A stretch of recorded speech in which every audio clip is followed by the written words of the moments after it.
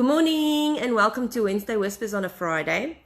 I was supposed to bring another message and I'm not finished with it. But yesterday I had to take my bakkie for a service in Swellendam and I experienced a great pressure for this message. And I tried to bring it yesterday, but there wasn't time. So I decided before the feeling passes, let me just bring the message. And that is a traumatized soul. So there's a few things in terms of having a traumatized soul. So I experienced a severe traumatic event a few weeks ago. And at first, I didn't think it's that traumatic until the next day, my soul showed symptoms of trauma. So symptoms of trauma is obviously different for each person, but for me, it is the wanting to just sleep, little energy, as well as wanting to cancel everything and anything that I already organized that I enjoy and like. Just wanting to lock myself in a house or in a room, not talk to anyone. So it's kind of like the opposite of me. And then what was the other symptom?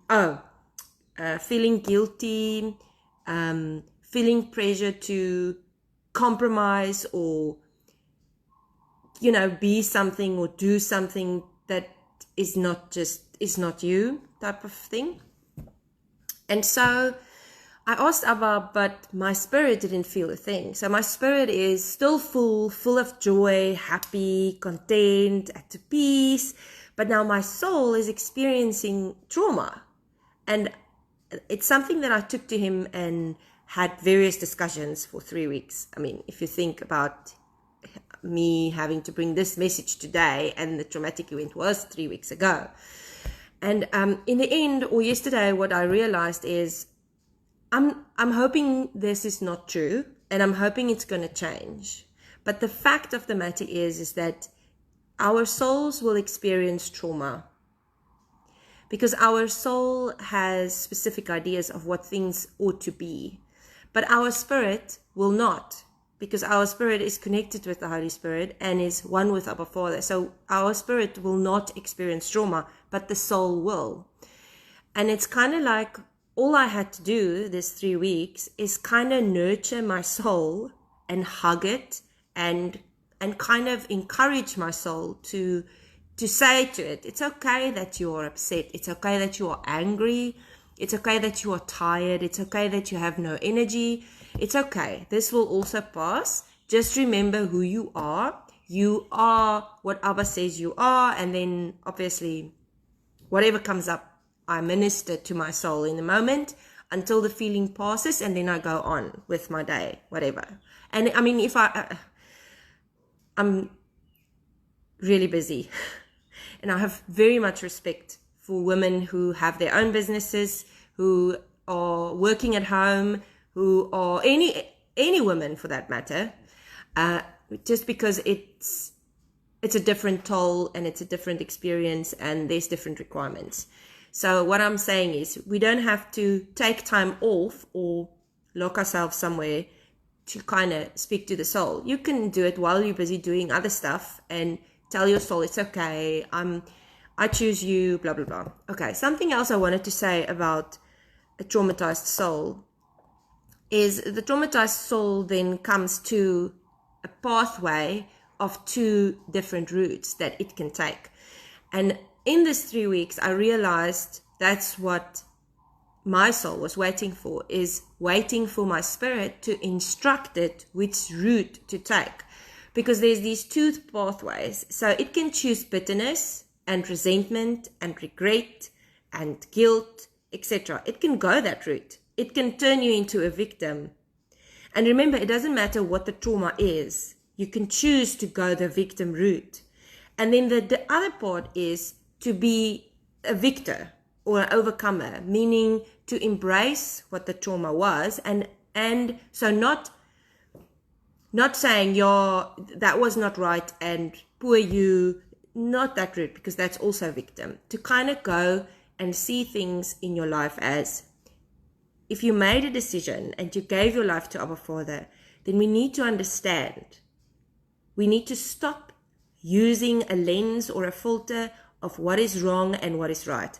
We need to start to look at things as purposed and look at life and everything that happens from a point of view that there's a purpose for everything. If your life belongs to the Father, everything has a purpose. So if you made a commitment and you made a choice and you said, I am committing to Abba Father and my life belongs to Jesus and I'm living Him to the world, then you need to understand that everything in your life is purposed. I mean, today I was super frustrated. I had to drink cold coffee because my microwave broke. And I'm like, seriously? But now, I mean, that's also, it's purposed. And it's like, even when our souls are traumatized, we send off a certain fragrance and a certain frequency into the spiritual realm that is needed.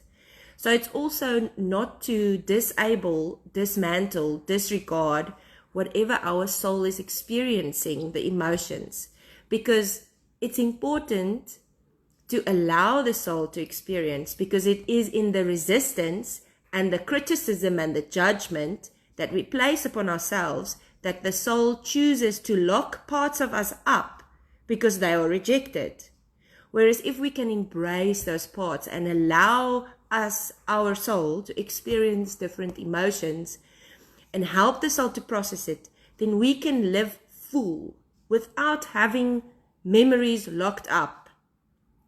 And the thing about it is, like, if you have those memories, or I'm saying those versions of you, I know it sounds really strange, but I hope you understand what I mean. I mean, it's memories of you, it's events where you were traumatized, or where you judge yourself, or where you are self-critical or whatever. And then your mind isolates those versions of you, those memories, so that you lose every part of yourself in that memory as well. So when you are living, you can't fully live because there's parts of you locked up somewhere.